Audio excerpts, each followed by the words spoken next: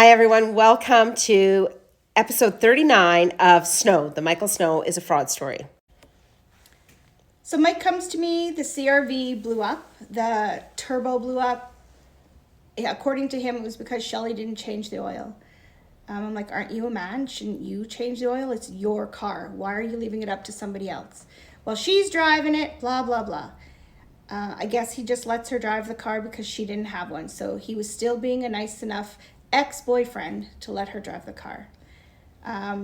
He asked me if I could help him sign papers, be a guarantor because he needed a car. I was kind of a little hesitant, but you know, he was my partner. We were, lovers.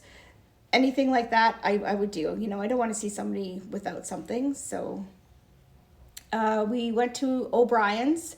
He had the car all picked out, everything like this, and all I had to do was go and sign it. He was away working, and I went to the dealership and started signing papers.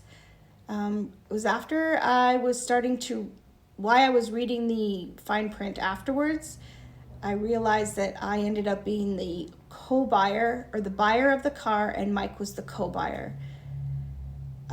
That wasn't the deal. The deal was that I was going to just be the guarantor and Mike was going to take over the car.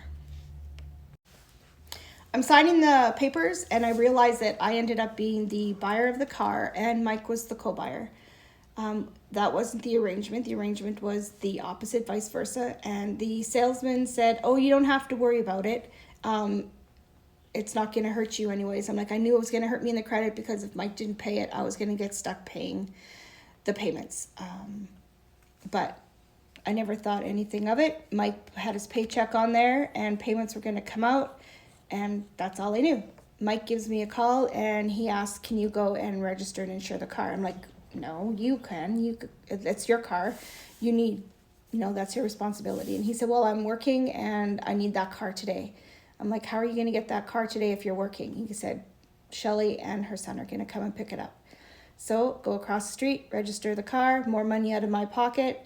Bada boom, bada bang, walked away and left the car there. So a few days later, Mike said to me, he goes, can you go pick up a paycheck? I'm like, what paycheck? Or what check? He goes, it's addressed to you and it's made out to your name and it's for $7,500. And said, what's the $7,500 for? And he goes, he took cash back on this car for $7,500. I was a little bit in shock. So the check came. I had to run downtown to the bank. My bank was closed. They couldn't cash it. I had to go all the way downtown to a different bank.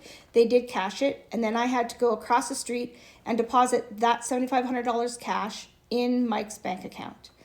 And yes, I'm going to tell you right now, I have every single stitch of paperwork and bank deposit information. The loan is in his name and the bank deposit went into his account.